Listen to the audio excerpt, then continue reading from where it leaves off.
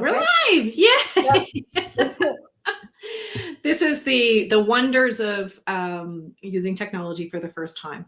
Yeah, we did it. We did it. Woo. Hooray! All right. Awesome. Well, so exciting. This is our first episode of this 12-week live series. And I am really excited about this, Karen. I want to thank you for agreeing to do this with me and for us to do this together and start talking through your own journey. I think it's really important for people to be able to see others going through and making the decisions that you're having to make. And I think a lot of people can really kind of relate to that. So I'm super excited. Me too. Thanks for suggesting it. Yes. So here we are. We are going to spend the next 12 weeks talking through everything that you're going through as part of your journey in totally redesigning your business. And I think what was so interesting to me about having you kind of showcase your journey is that you're really making a shift based on who you are and getting more aligned with who you are in your business. And I think this is one of the things that people don't really become aware of until they've been in business for a little while, is how important it is to feel really good about what you've built. So I thought it would be really fun for you to kind of give us some background in terms of like where this all started, where you started, you know, the thought process you've been going through this year and the work that we've done up until this point, because going forward, we're going to be really focusing on like, what are the decisions and like in real time, what are we doing to get to your launch? Yeah. Yeah. Okay. So I can go really far back in the backstory. So I'm a speech pathologist, and so I started off working in the schools as a school speech therapist. So it was kind of part of the special ed programming. So I also, when I got a job in the school systems, and then I also started working on my doctorate in special ed. So that included a lot of things in the realm of teaching and learning and effective instruction and a lot of research, but also things focused around leadership, because I also was doing the program that to get the credential to be a special ed director. So really where I thought my trajectory was going for my career was probably something in school administration or higher ed, and so those were really my two options there. So teaching at the college level or doing something in school administration. So I took my time getting my doctorate. So I was working at the same time. So that gave me a lot of opportunity to kind of not rush when I was going through my education. And then when I started interviewing and trying to figure out the next step, it was a lot harder to get those other jobs. The leadership and the higher ed jobs were a lot more competitive. And so just where I was in my life, I knew that if I wanted to get a job being employed somewhere else, for working for somebody else, that I would probably have to move. And just based on my family situation, I didn't want to do that. So I really had to kind of get creative about how I used my skills. The specific combination that I have, where I have my bachelor's and my master's in speech pathology, and then the special ed doctorate, is also kind of a unique combination that a lot of people don't have. So I think sometimes people didn't know what to do with me, like as far as where they placed me and how they saw me. And so that's kind of been a theme throughout my whole career, where it's like, people don't always know, like as far as my own brand and where they place me. You know, people, when they see you, they want to be like, this is this person, and they see you as whatever, like however they see you. So the whole idea of the brand and who I am and how I present myself to other people has been something that's kind of I've been intuitively working on it for a very long time. And it's just this conversation that keeps coming up again. And so I think that's something that came up for us a lot these past couple months. That's just been an ongoing theme for me. So what I ended up doing, I did do some interviews and things like that, but really what I ended up doing was kind of the self-employed version of some of those things I was considering. So instead of getting a job at a university, what I decided to do was there was a specific area where I always struggled when I was a practicing clinician, and it really surrounding language and literacy and what speech pathologists should be doing to support their students in language and literacy. That was also what I did for my doctoral work, because usually in that particular program, you have your content area that you're good at as far as tactical strategies, but then there's also this research and leadership component that layers on top of that. So there were kind of two pieces that I got from that program. And so the first part of my business was really focused on that tactical content area expertise part of the reason I did that is because that was just like my hair on fire, burning pain that I always had when I was in the schools, was that I didn't know how to do that. And I always wanted to figure it out. And that's essentially the problem that I wanted to solve with my business. So I created a course for speech pathologists. And so kind of the format was just an info product, an online course for speech pathologists where I show them a process that was informed by a lot of the research that I did during my doctoral work and my clinical work. So I really enjoyed, I'm still doing that. I do enjoy that. But when I was building that program, there was always this other type of content that was a little bit broader and more, I don't want to say esoteric, but this other type of content focused, or just these topics more focused on, I'm not even really sure how to put my finger on it, like in the personal development and the leadership and just. Yeah, I think it was about like you recognizing that you could work on your tactical skills to a certain point, but all of the things that kind of surrounded you as a practitioner were the things that actually were at a little bit of a higher level and dealt with you as an individual and how you were looking at your work. And it was a bit more meta and a bit higher level than just like, here's how to take this worksheet and do this very tactical thing. Yeah, exactly. Like very self-reflective on who you are as a person, how you want to show up, personal characteristics. I always loved Stephen Covey and the 7 Habits, or Susan Cain and her work on introversion. And I just, they're so big and broad. And I just always really connected to those types of topics. I guess another person who I really liked was, somebody like Seth Godin, who talks about these big topics, and they just, I don't know. I would sometimes throw content like that out there, but then I never really fully dove into it because there were just a lot of what a lot of other people were doing in my space. We're talking about very tactical things like, I have this student in front of me. What do I do with them? I have 30 minutes with them.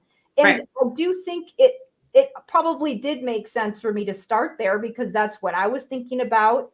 I think that a lot of people who are therapists, like that is what, when they kind of get into this job, they're like, I have these sessions and these clients, what do I do? And so I do think it makes sense to have things focused on that. But as I just kind of have done it over and over again, it just sort of felt like, something's missing. There's, I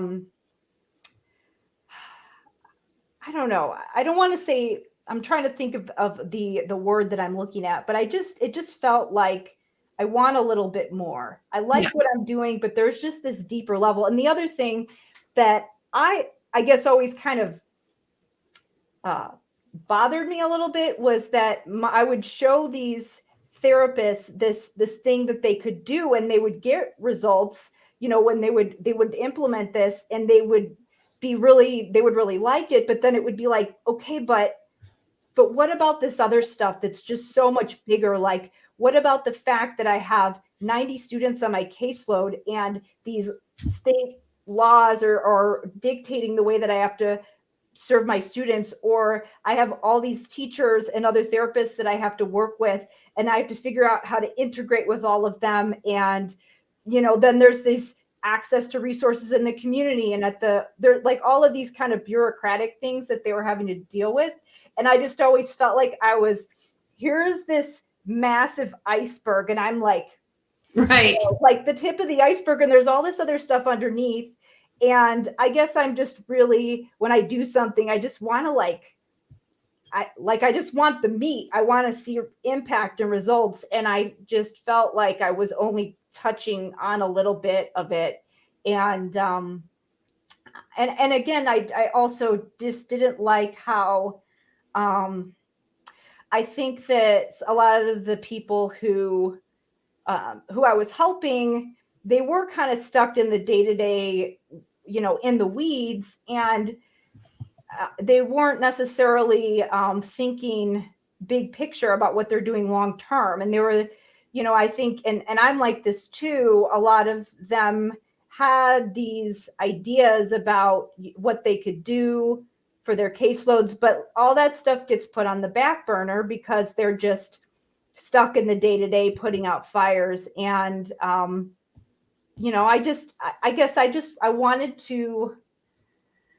wanted more, Yeah, there's a couple of things that you're talking about that I just, obviously are really aligned with kind of my own beliefs. But, when you were 5 years ago, when you're building, like you were right in the thick of building tactical courses and tactical resources and helping therapists, which was great, right? Like that's really useful. It and so on and so forth. And it wasn't necessarily aligned with who you are as an individual, but you were so new into that business that it was like, I'm going to make this work, right? Like this is my focus. And the thought of shifting was just kind of not there. But this year, like I really want to focus on kind of what happened this year, because this year you came, a few months ago and you were like, I'm ready. I'm ready. And I don't know where this is going, but the exercise we had to go through was really getting deep into who you were as a person. Yeah. And I think what came out is Karen is, you're so motivated by getting in more intellectual, more and deeper into, the whys behind all of the reasons that we have these bigger problems that can't be solved. And I think this is really, you're working in this sort of pediatric therapy realm, but even people who are running different businesses that are serving artists or serving copywriters or serving coaches or serving, making clothing, like it's still the same thing, is that you're seeking that next level of impact, right? Seeking to solve the problems that you haven't solved yet. And I think you're really, really motivated. So if we were to talk about some of the things that we clarified and the viewpoints that we clarified and all of the discoveries that we made this year that have fed into the design of the new business and the design of the new offer, what would you say that those, like, what were those things, that those realizations that kind of drove us to what the offer is that you're going to be launching? Oh man, there were so many things. So I think the biggest piece of it for me that came out of it is that sometimes you really can't rush it. And I think it does make sense to focus on just letting yourself sit with something for a while and not feeling like you always need to have all this output. That has just been the story of my life for the last 6 weeks. I felt like that today, where I think sometimes you just have to sit with something and show up and think through it, because when you're creating something that you're going to be, you're creating some kind of an offer, you do need some kind of a framework or structure behind it. And I just couldn't quite get my finger on what exactly I was teaching them, because it was in this area of leadership that's so broad. And when I have tried to sell versions of this offer in the past, it was just like I couldn't quite articulate it. And so I just gave up on it and went back to my tactical stuff, because I was like, nobody wants this. It's stupid. I'm just gonna do this other, like I would just kind of default back to the comfort zone It's and stupid. talk myself out of it. Yeah. It's so stupid. Yeah. I'd always be like, this is bullshit. I'm not doing this. Like, and so I would just talk myself out of it. So I do think that with this kind of, with designing this kind of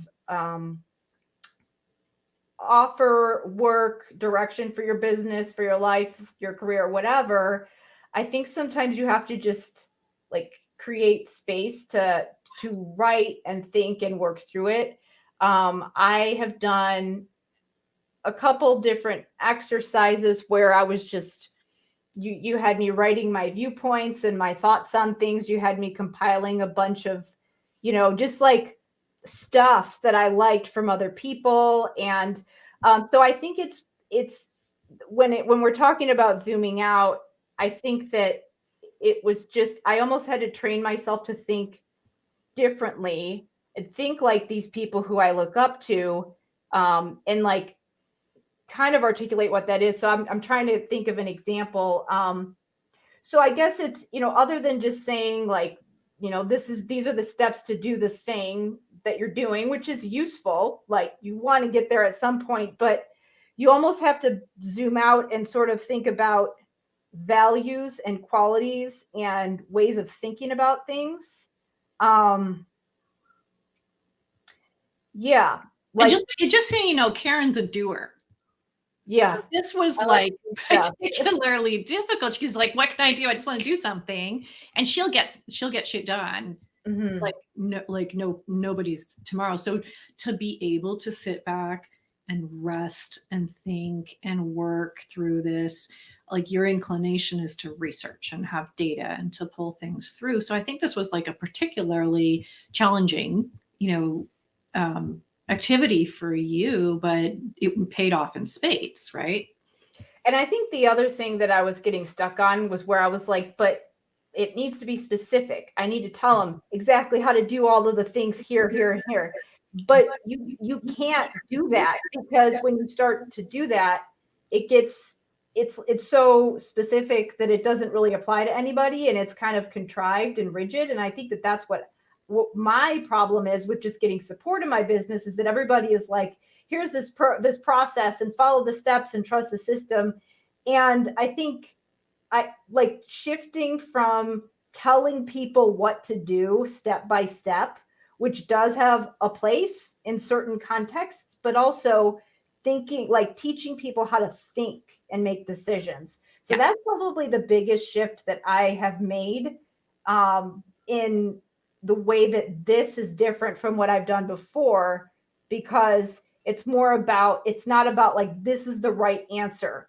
Because that's what people want. And that's why I keep going back to that, where they're like, give me the worksheets, give me the, how do you write your goals for therapy? That's what people say in my particular field, but it people say it differently in other, fields. Like it kind of, if you're going to use an analogy for online marketing, it's kind of like teaching people how to deeply understand their customer and, speak on an emotional level and tell a good story, versus giving them like a copy and paste copywriting script or something like that. That's right. Sort of, yeah. Like it's kind of that version of that where if I can like just teaching them more how to think about things and make decisions about themselves, and giving them some kind of a process for doing that, but not just, feeling like I have to get so specific all the time with everything. Yeah. That was a big shift, because I think I kept getting stuck there. Yeah. And I think that that's where the whole idea of like, this is bullshit comes in. What does this even mean? And I think, again, sorry, go ahead. Yeah, no, what I was going to say about that is that, there's a place for the here's how to do it and like follow the steps. But, what you want is to encourage people to be more empowered and autonomous in the work. And that there's a way to do it. And so you are actually shifting to a new audience.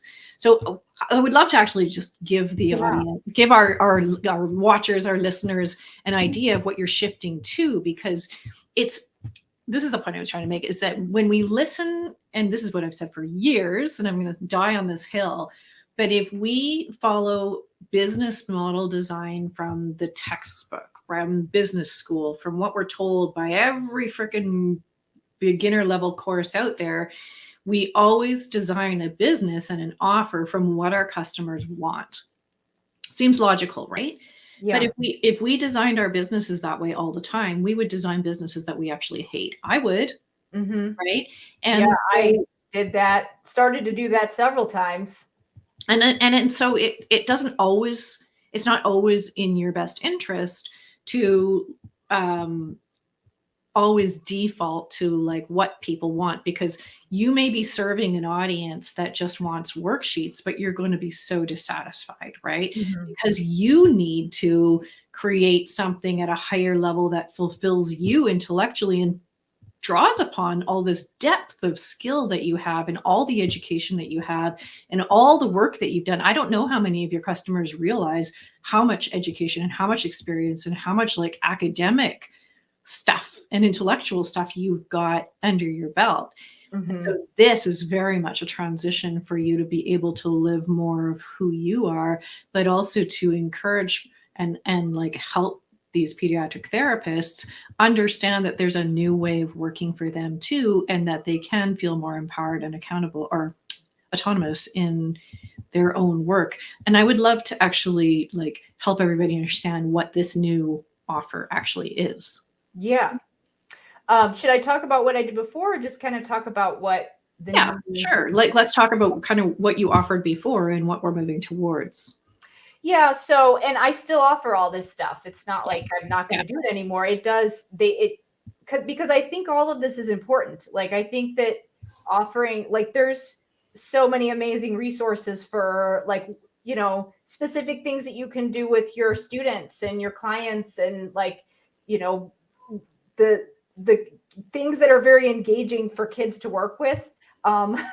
So there's a lot of that, and there's a lot of value to that, but I'm not good at making cute worksheets. I'm not even good at it. I was just doing it because I thought that that's what I was supposed to do. So what I did end up doing, and again, the courses that I have right now are really designed to help pediatric speech pathologists who want a framework to help their students build the language skills needed for reading and writing.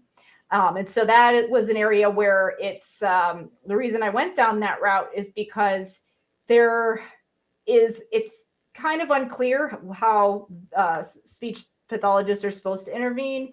And there's a lot of programs for reading teachers, and then they have to kind of customize it for there wasn't really anything specifically designed for that. And there's a lot of information out there. So I just kind of funneled it down and created a system for that.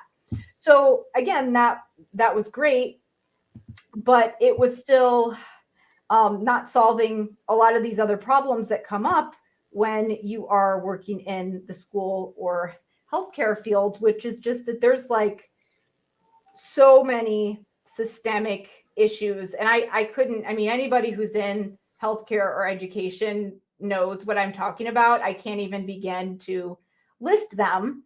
And I think that a lot of times people in that position, I know that I felt this way, they feel like they're kind of in this little box about how they serve their caseloads. And so let's see. Okay, where do I go with this? So the new offer is more about, it's not about focusing on what do I do in therapy with my students, and it's not just for speech pathologists, because as I sort of dug into what actually would need to be done for some of the specific problems that were happening, which is just that a lot of times people who are providing services are, they don't feel like they have the resources to be able to do what they want. They don't necessarily feel like they have support from the leadership or really anyone. And it's very disjointed. And so they need to kind of figure out a way to zoom out and kind of see their role in more of like kind of in a bigger picture rather than just very zoomed in and focused on what they're doing with their students. And so that's why the new offer is more focused on helping therapists be better leaders and figure out ways that they can kind of take on a leadership role, regardless of whether they actually have a designated official leadership position.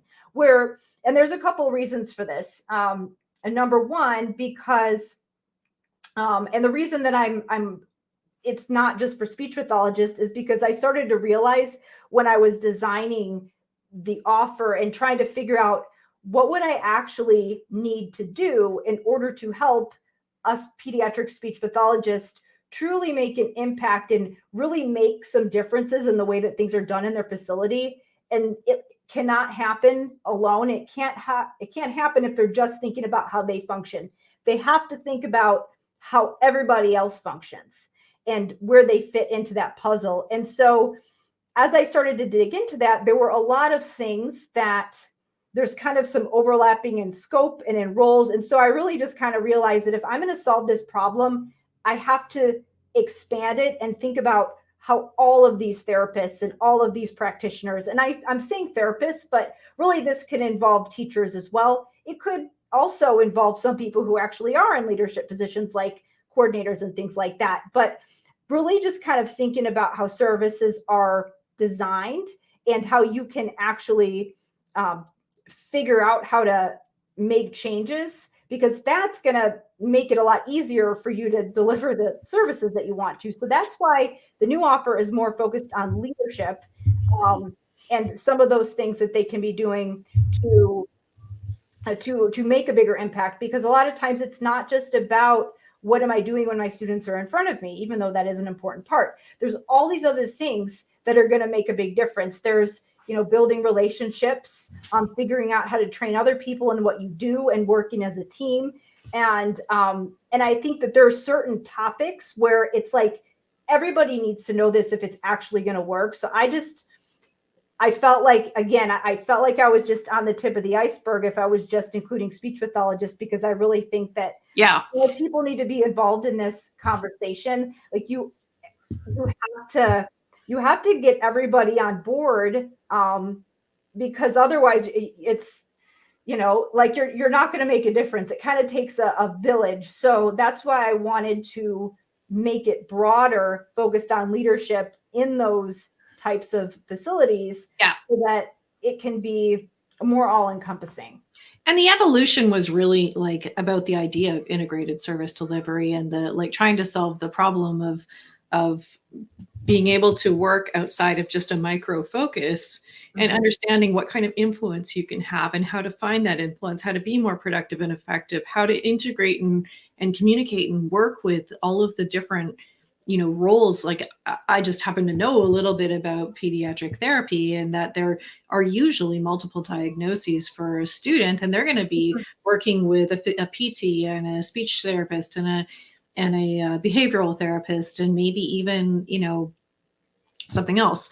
And so the integration and the communication and like the viewing this from a leadership perspective, this is why this all rolls up to leadership. Leadership as a concept, I think, is very like executive, but you really pare it down and you define it yourself.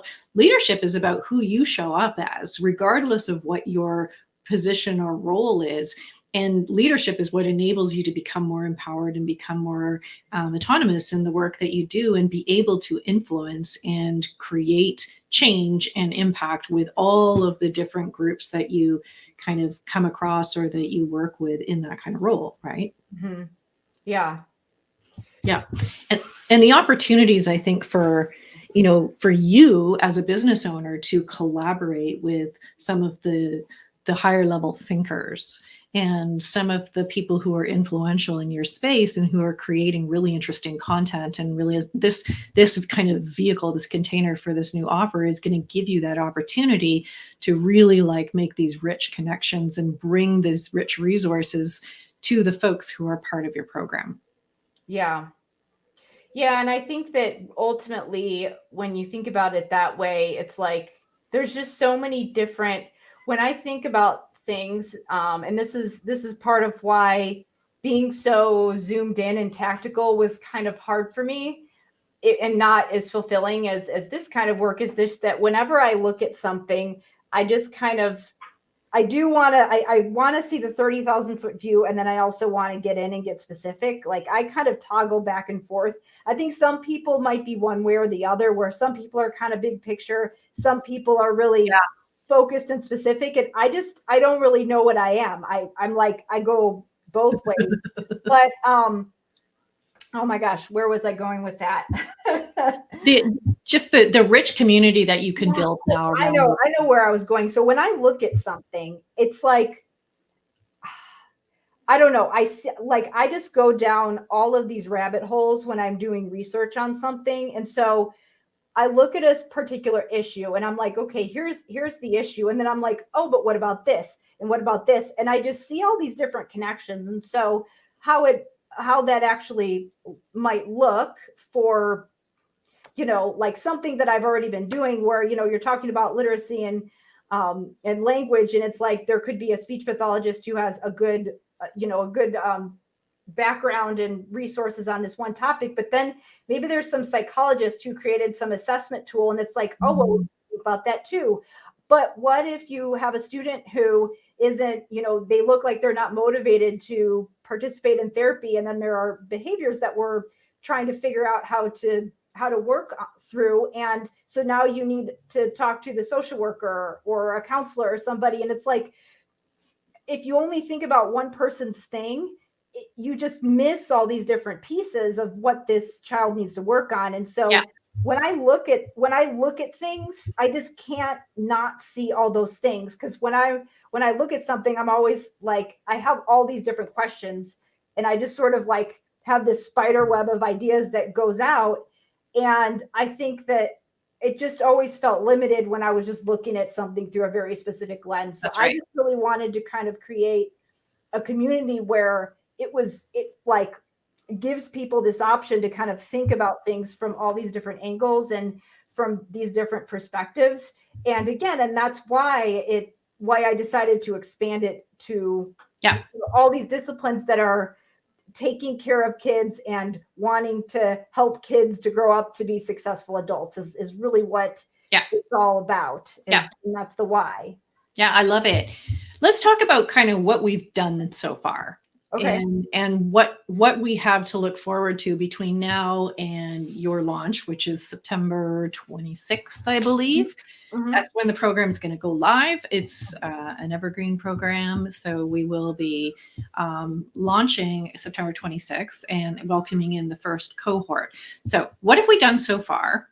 What's on the table to do? What are we going to be exploring over the next 12 weeks? Okay, so let's see. What have we done? I feel like we've talked and talked and talked about so much stuff. But it had to be right? Like, yeah. Like I don't know how many times we went back and forth on. And so the way I work with my clients is that I'm like your business partner, right?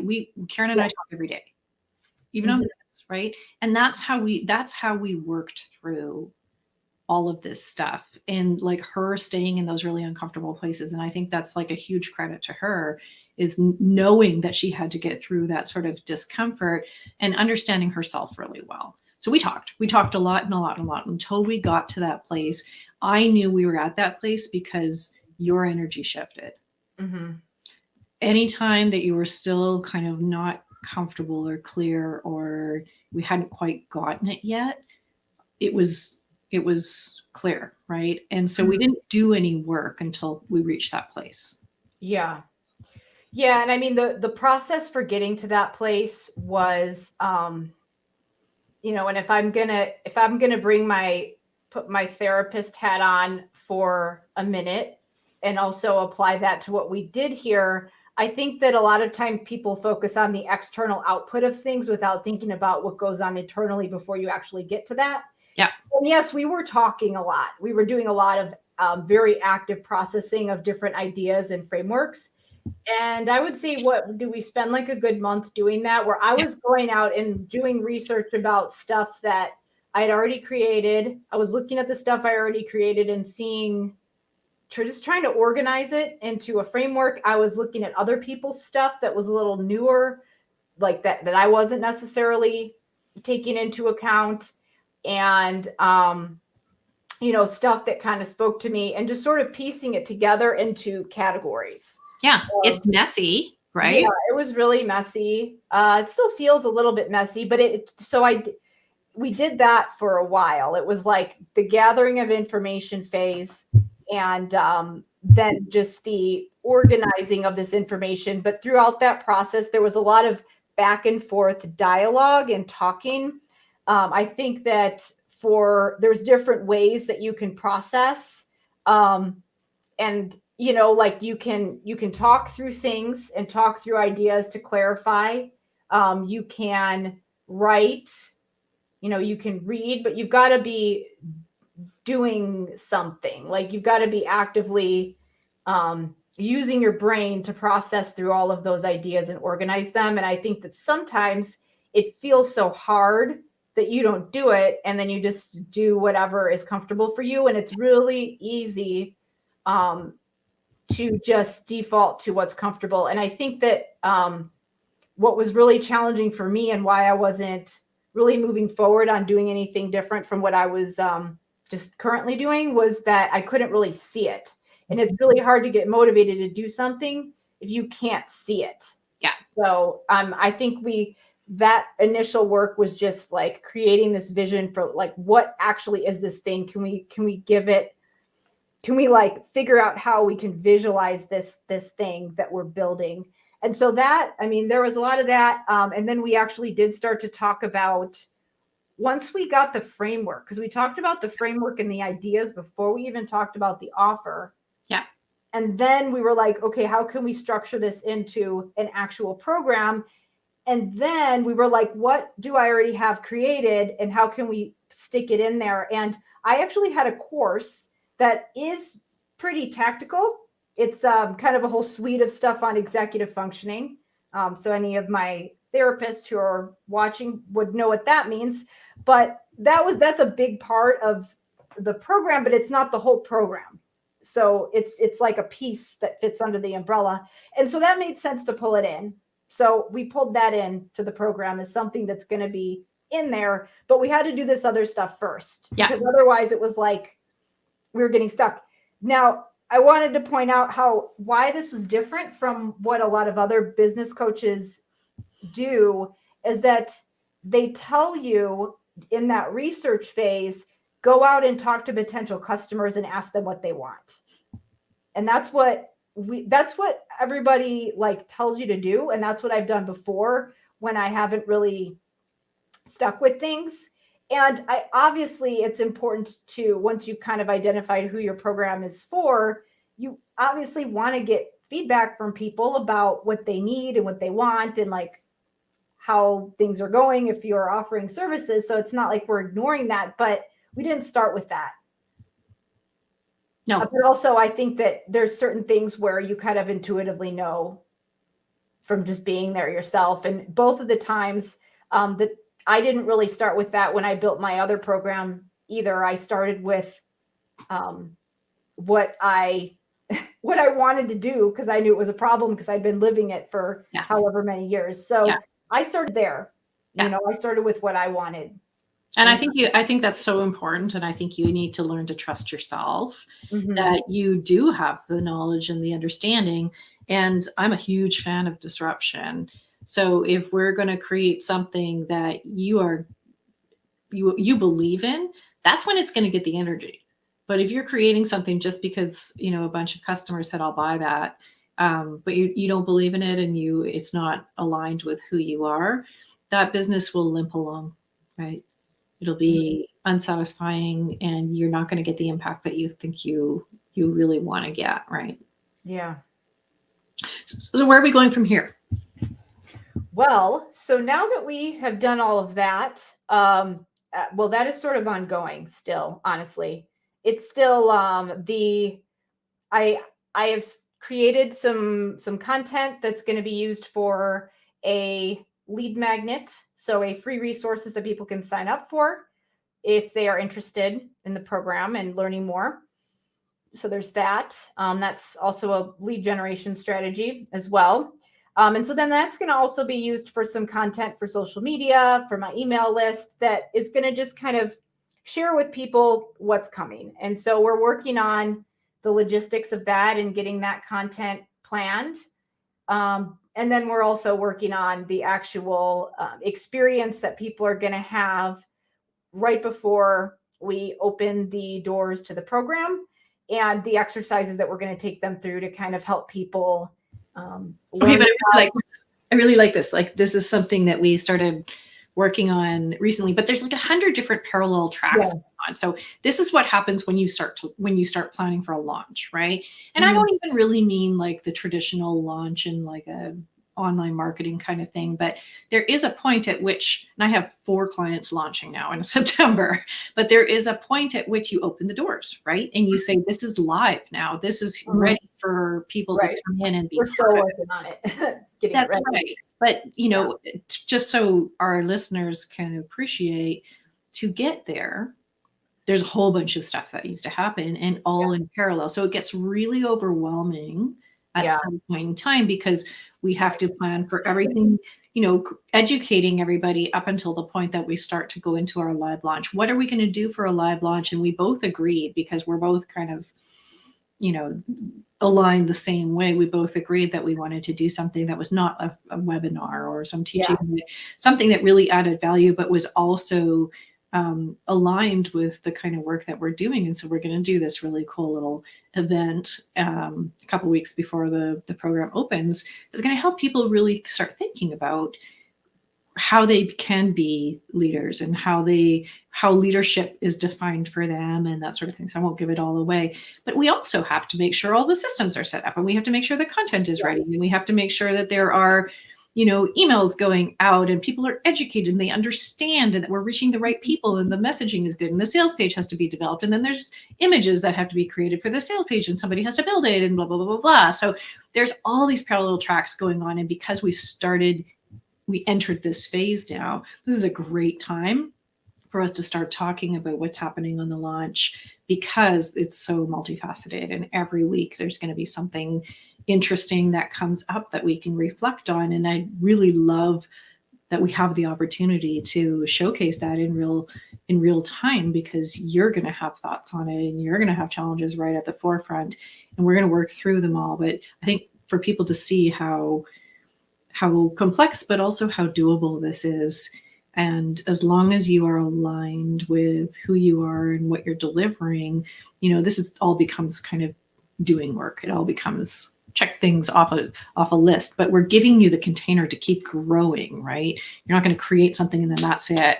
But you needed the container to keep growing and evolving inside of your offer. Yeah.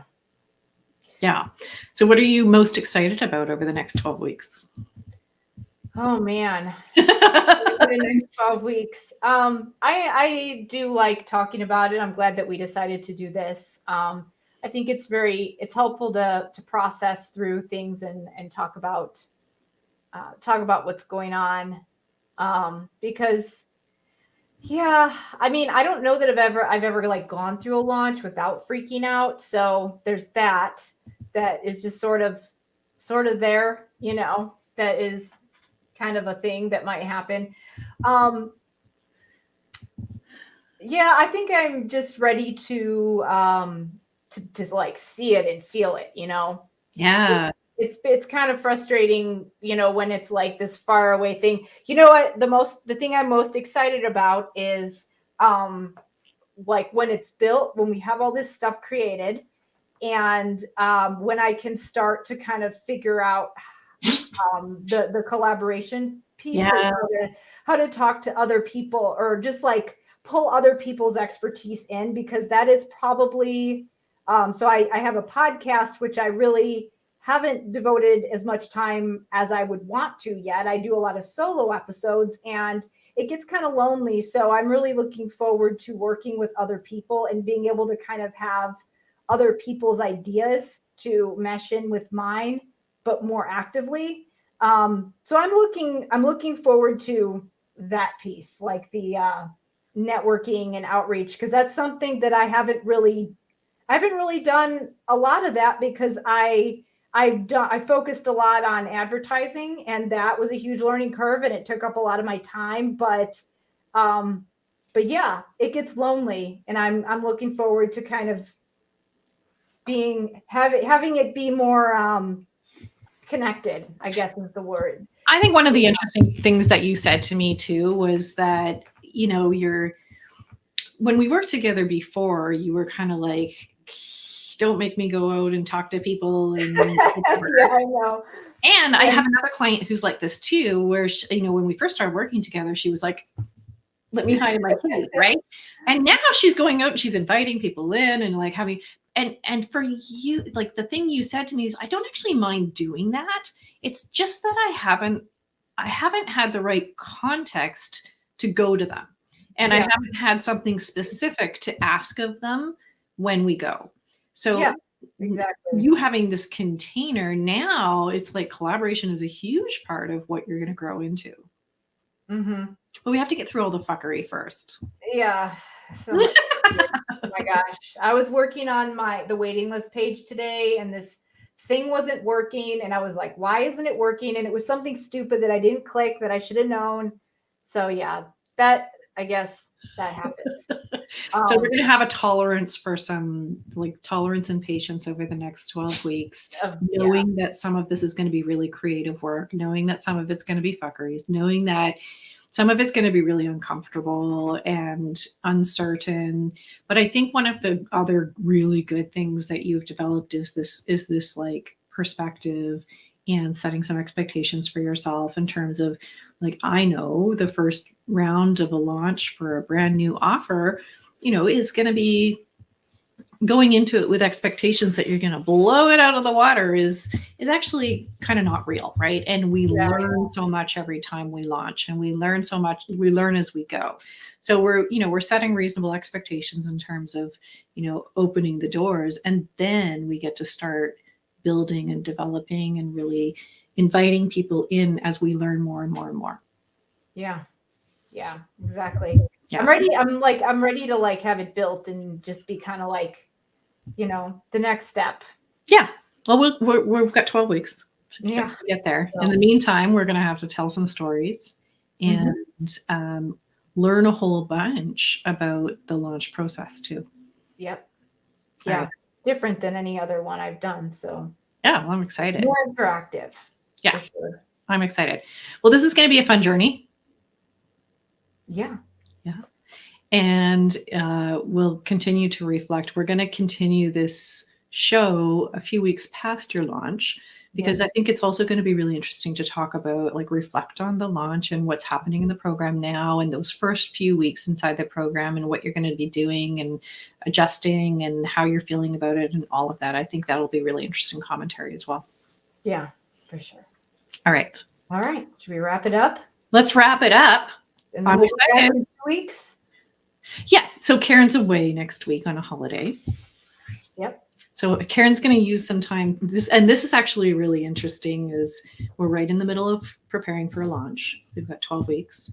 And Karen was like, look, this is the right time for me to go recharge and be ready with the energy to get into the meat of the launch. So I will be back here doing some things to help prepare for the launch while she's away. But she's going to take next week off, go lie in the sun for a little bit. Yeah, I might write a little bit. Sometimes I feel like, if I feel like it, I probably will. But I won't be in full-blown work mode, so. Yeah. All right. Well, you get to choose. That's the great thing about us being in the roles that we're in, right? Mm-hmm. All right. Yep. All right. So we'll skip next week while Karen's in the sun, and we will start back up again in 2 weeks from now. All righty. Bye. Guys, thanks for being here. And hopefully you are going to continue to follow along on Karen's journey. Karen's big adventure.